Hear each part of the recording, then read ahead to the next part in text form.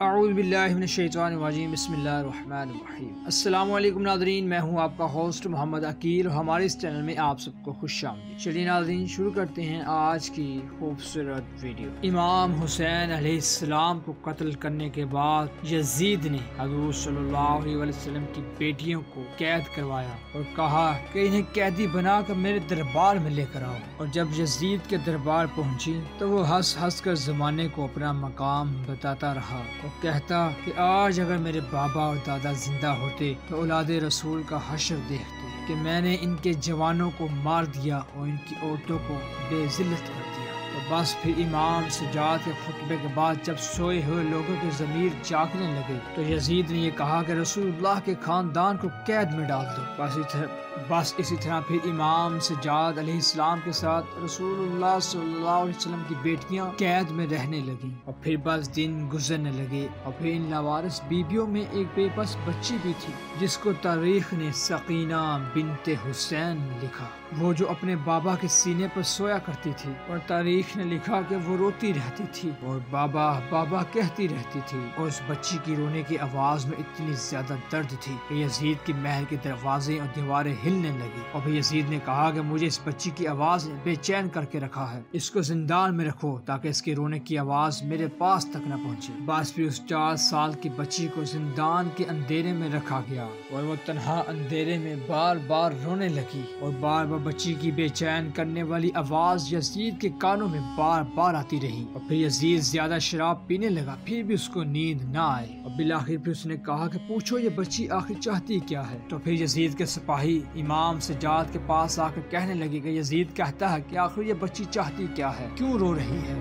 تو امام سجاد نے کہا کہ یہ بچی اپنے بابا کو چاہتی ہے، یہ اپنے بابا کو یاد کرتی رہتی ہے، اس کو ایک بار اپنے بابا کا سر دے دو اور پھر یہ خاموش ہو جائے گی۔ بس یزید نے امام حسین کا سر زندان میں بھجوایا، جیسے ہی بی بی سکینہ نے اپنے بابا کا سر کٹا ہوا دیکھا وہ ہزاروں قطار رونے لگی، اور پھر کہنے لگی بابا کہ مجھے آپ کے بنا نیند نہیں آتی اور مجھے زندان میں رکھا گیا، اور بس وہ بچی روتی رہی اور پھر بابا کے سر کو دیکھتی رہی، اور اتنے میں پھر رونے کی آواز ختم ہوئی۔ تو پھر اس طرح امام سجاد کہنے لگے انا للہ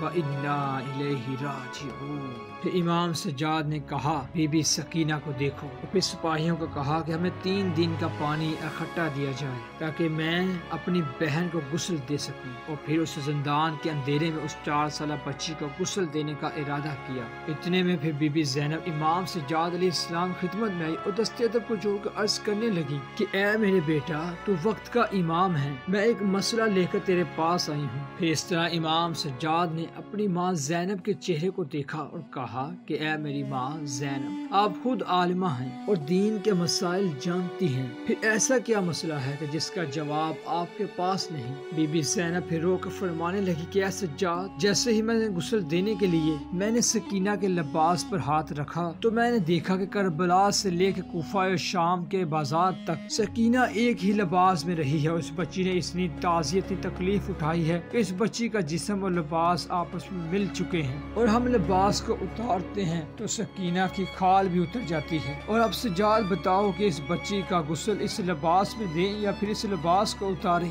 تو پھر اس طرح امام سجاد علیہ السلام خون کے آنسو رونے لگے، تو پھر آپ فرمانے لگے کہ اے میری ماں، اللہ کی مرضی اسی میں ہے کہ بی بی سکینہ میری بہن کو اسی لباس میں اللہ کی بارگاہ میں پیش کیا جائے تاکہ روز محشر یہ اپنے نانا کے پاس اسی حال میں پہنچے اور کہے کہ ان کی امت نے ان کی بیٹی کے ساتھ کیا کیا۔ بس پھر امام سجاد نے اس قید خانے میں اس معصوم بچی کو دفنا دیا۔ سلام ہو معصوم شہزادی سکینہ بنت حسین علیہ السلام پر۔ تو ناظرین ویڈیو کے اختتام میں ہم اللہ سے دعا کرتے ہیں کہ اللہ تعالی تمام اہل بیت کربلا کے شہداء کے درجات مزید بلند فرمائے، اور انہی کے صدقے سے حضور صلی اللہ علیہ وسلم کے دین کو ہمیں دنیا کے چپے چپے پر پھیلانے کی توفیق عطا فرمائے۔ آمین ثم آمین۔